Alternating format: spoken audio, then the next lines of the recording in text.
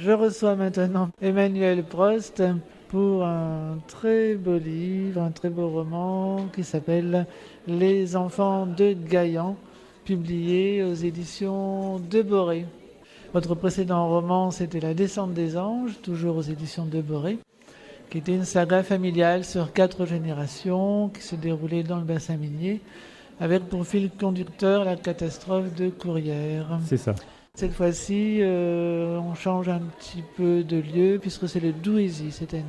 Oui, et bonjour Christophe, bonjour à tout le monde. Donc ravi de participer à nouveau à votre émission pour venir présenter ce nouveau roman qui se déroule effectivement dans le Douaisis du début du XXe siècle, en 1918. C'est votre 6e ouvrage en comptant les écrits en collectif et donc toujours publié comme les précédents aux éditions de Boré. Oui. Les enfants de Gaillan se situent principalement à la sortie de la Grande Guerre en novembre-décembre 1918. On suit les aventures d'Hélène Pastoré, une jeune infirmière employée à l'hôpital du Val-de-Grâce qui revient dans sa région d'origine, le Nord-Pas-de-Calais, et plus précisément à Flins-les-Raches, près de Douai. C'est ça. Son père, Joseph, lui remémore un épisode de sa jeunesse, quand ses parents avaient organisé un faux mariage avec ses camarades quand elle avait 8 ans, donc avec Stéphane Lacasse.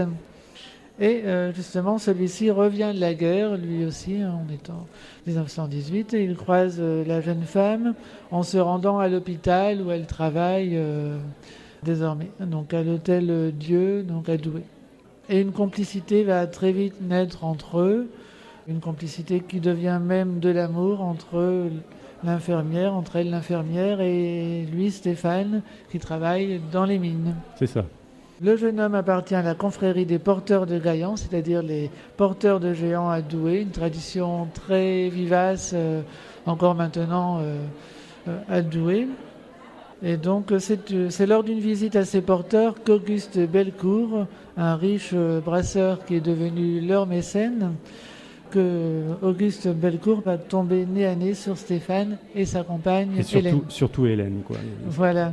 Et voyant la jeune femme, le brasseur va s'enfuir complètement décontenancé. Et l'infirmière est troublée elle aussi, surtout quand Madeleine, sa mère, lui apprend qu'elle n'est pas sa mère biologique. Mais ça, on ne dira pas plus. Ce qui va l'amener à travers le nord de la France dans une quête identitaire, accompagnée donc de Stéphane et troublé par cette rencontre avec ce riche brasseur douaisien en même temps. Comment est né ce roman, Emmanuel Prost ? L'idée du roman, l'histoire, j'avais déjà à peu près l'histoire. Je voulais situer vraiment un roman en 1918, au lendemain de la guerre, à l'époque où la France était en pleine pandémie de grippe espagnole. Parce qu'il m'intéressait de traiter cette époque qui avait fait... la grippe espagnole avait fait à l'époque plus de morts civiles que la guerre elle-même. Et il me paraissait important de traiter cette période. Donc l'époque, je l'ai trouvée comme ça, en me basant sur cette époque de lendemain de guerre de grippe espagnole. Après, je ne savais pas exactement où situer mon histoire. Elle pouvait se situer à plein d'endroits différents. Après avoir fait la descente des anges, donc qui se passait dans le bassin minier, dans le secteur de Lens, je me suis dit, je vais rester dans le bassin minier, mais ailleurs.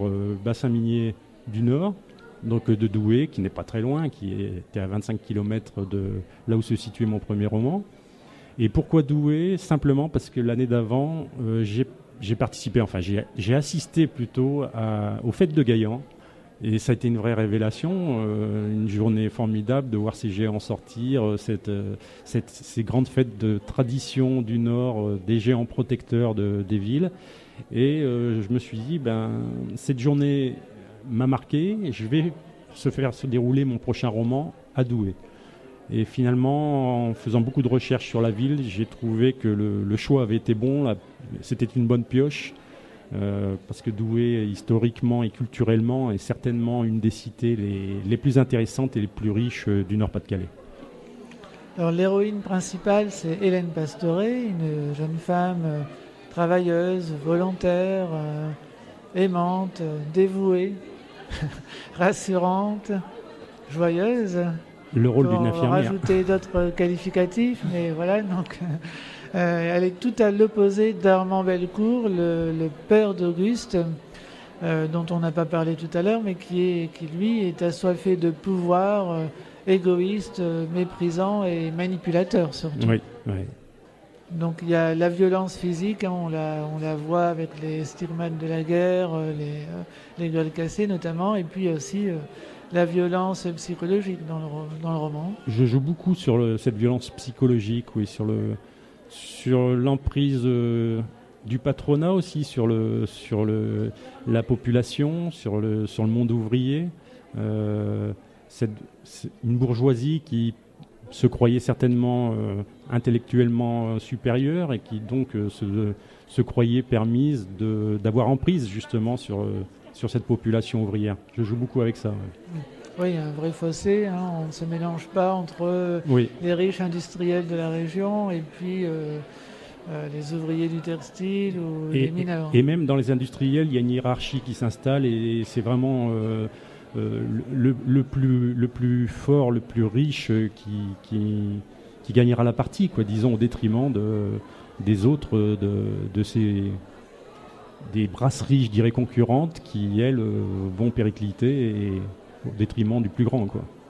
Hélène, comme les autres femmes de votre roman, joue un rôle primordial dans l'histoire. Ah ben Hélène, c'est le personnage central de mon roman, même, je dirais. C'est vraiment à travers elle qu'on suit cette histoire. On découvre les choses en même temps qu'elle et on suit son parcours et sa quête identitaire du début jusqu'à la fin. En parlant de femmes, la Grande Guerre, ça a été aussi l'occasion de l'émancipation des femmes, puisqu'elle remplaçait les hommes qui manquaient. Et vous le rappelez d'ailleurs dans le roman. Oui. C'est vraiment une période où les femmes ont pris possession de l'industrie, du monde du travail, du monde des transports, enfin les hommes étant partis au front, il a fallu pallier à ces absences et les femmes ont pris ce pouvoir-là dans le monde du travail, place qu'elles n'ont pas forcément gardée. Il a fallu après de longues années pour qu'elles arrivent à s'émanciper peut-être professionnellement. Mais à cette époque, oui, c'était quand même elles qui travaillaient dans les usines, c'est elles qui allaient au champ, c'est elles qui conduisaient les trams et les trains. Et enfin, elles étaient partout, elles étaient installées partout. Le contexte de l'après-guerre, l'ambiance, l'atmosphère de la fin 1918, en particulier dans la région, est très bien rendu dans votre roman. Et vous décrivez les désastres de la guerre et ses conséquences dans la vie civile. Oui, puisque l'ensemble du bassin minier a été... la plupart des grandes cités ont été rasées pendant déjà la Première Guerre mondiale, parce que bombardées. Alors, d'une part détruit par l'occupant allemand, ensuite bombardé par les armées alliées qui voulaient chasser l'armée allemande, et le peu qui tenait encore debout, disons, au moment où les Allemands ont été chassés, a fini d'être détruit par cette armée allemande qui s'est dit on ne va pas partir en laissant tout ça, et tant qu'à faire, donc il y a eu saccage, destruction et tout ce qui s'ensuit. Donc, dont vous parlez également des reconstructions, et notamment Douai, et les reconstructions qui se font anarchiquement, aux grandes dames d'Armand Bellecourt dans l'histoire, qui souhaiterait des constructions plus douaisiennes, on va dire. Oui, lui faisait partie de cette génération qui avait reconstruit Douai, qui avait modernisé Douai en installant des grands boulevards à la place des murailles qui encerclaient auparavant la cité. Et il est atterré de constater que l'urgence est prioritaire. Enfin, l'urgence est prioritaire. C'est un peu idiot de dire ça, mais c'est l'urgence qui prime, disons, sur la reconstruction de la cité au détriment de ce qu'ils ont culturellement habitude de construire et de l'architecture qui est la leur et de tout ça, quoi. Donc ça le met hors de lui. Et puis, vous évoquez les gueules cassées, qui est un terme d'ailleurs des soldats eux-mêmes, d'après ce que vous dites dans les livres. Oui, ce sont les soldats qui ont choisi ce terme de gueule cassée parce qu'on voulait trouver des appellations plus appropriées, enfin plus, on dirait aujourd'hui plus light, et eux-mêmes ont voulu une appellation qui marque, qui montre bien la souffrance que pouvait être la leur. Les gueules cassées sont des hommes qui ont subi des mutilations et des blessures dues à la modernité de cette guerre. Auparavant, les guerres étaient sur un champ de bataille avec quelques fusils et baïonnettes. Et là, des nouvelles armes sont apparues et à nouvelles armes, nouvelles blessures. Donc, nouvelle médecine pour contrer ces blessures et pour pallier à tout ça. Le gaz moutarde aussi qui faisait des ravages. Et puis, vous le disiez tout à l'heure, donc vous parlez de médecine et le personnage central, c'est une infirmière, et puis vous parlez donc de la grippe espagnole qui a fait plus de morts que la guerre elle-même. Enfin, plus de morts civiles, voilà, que la guerre elle-même. Et vous évoquez aussi la psychiatrie à la fin du 19e. Oui. Il y a tout un prologue sur ça, et surtout sur la chirurgie psychiatrique mise en place à la fin du 19e siècle dans les asiles. Donc les conditions de détention de ceux qu'on disait fous et les moyens employés à l'époque, je dirais pas pour les soigner, mais pour étudier, pour faire des tests sur des cobayes. Ils étaient des cobayes en fait, ni plus ni moins.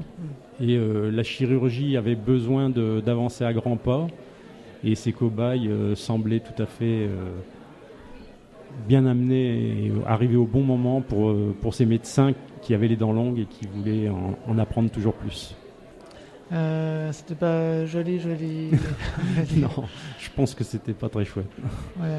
Et puis vous évoquez aussi toutes les traditions, les enfants de Gaillan, donc les fêtes de Gaillan. Oui, les géants. Le premier week-end de juillet, c'est ça ? C'est le premier dimanche qui suit le 5 juillet. Alors c'est un peu compliqué, mais c'est comme ça que ça marche à Douai. C'est-à-dire que suivant le calendrier, au lendemain du 5 juillet, le premier dimanche qui arrive est dédié aux fêtes de Gaillan. Oui, et donc on retrouve tous les personnages emblématiques, les géants de Douai, donc Gaillan, Marie, Cagenon, sa femme, et ses enfants Jaco, Fillon et Bimbin. Et surtout Bimbin, le Tio-Tourning, comme ils disent à Douai. D'ailleurs, il y a un chapitre qui le met en scène à la fin du roman. Oui, parce que quand ils reprennent les fêtes de Gaillan, l'urgence ne leur a pas permis de réhabiliter tous les géants, et ils se sont dit, s'il faut en réhabiliter un, réhabilitons Bimbin, qui est plus l'emblème des Douaisiens, puisqu'on ne devient Douaisien qu'une fois qu'on a embrassé Bimbin. Donc, oui, d'ailleurs, celui qui rate les fêtes de Gaillan, c'est... les fêtes de Gaillan c'est obligatoire. Oui, le calendrier douaisien se base plus sur l'avant et l'après Gaillan. Donc Gaillan est vraiment un axe comme nous, on se base sur le 1er janvier pour notre année calendaire. Eux ont bien sûr cette même année calendaire, mais ont également l'année douaisienne qui se base sur l'avant et l'après Gaillan. Donc, et les fêtes de Gaillan, pour un douaisien, c'est obligatoire, c'est présence obligatoire. Merci beaucoup Emmanuel Prost. Merci. On peut retrouver toutes les informations sur vos livres et sur vos dédicaces sur le www.emmanuel-prost.com. C'est ça. J'aurais bien voulu vous demander un coup de cœur, mais on n'a plus beaucoup de temps. Voilà, nous sommes de retour avec Emmanuel Prost. Nous n'avions pas pu, il n'avait pas pu nous donner son coup de cœur. Il revient ici, on a un petit peu de temps, donc tout juste le temps du coup de cœur. Donc, donc rapidement, je vais donner mon coup de cœur. Donc c'est un coup de cœur littéraire, c'est une rencontre d'un auteur de la région Nord-Pas-de-Calais. Donc c'est José Herbert. J'ai eu l'occasion à maintes reprises de le rencontrer sur des salons à droite à gauche qu'on a pu faire dans le Nord, et notamment son dernier livre qui s'appelle Le Dernier Jour, qui est paru aux éditions Atria, qui a un petit modèle de causticité, vraiment un humour très décalé. Il utilise un langage incroyable pour traiter d'humour, un langage presque trop propre, voire même un peu désuet. Et ce décalage crée encore plus de causticité. Enfin, il a vraiment un ton incroyable. Donc, si vraiment vous ne connaissez pas José Herbert, je vous invite à découvrir cet auteur qui publie aux éditions Atria, une très bonne maison d'édition du Nord-Pas-de-Calais. Donc, le dernier jour. Le dernier jour de José Herbert. Ok. Merci pour lui, ça lui fera plaisir. Merci beaucoup, Emmanuel. Merci Christophe. À bientôt, bonne journée. Au revoir.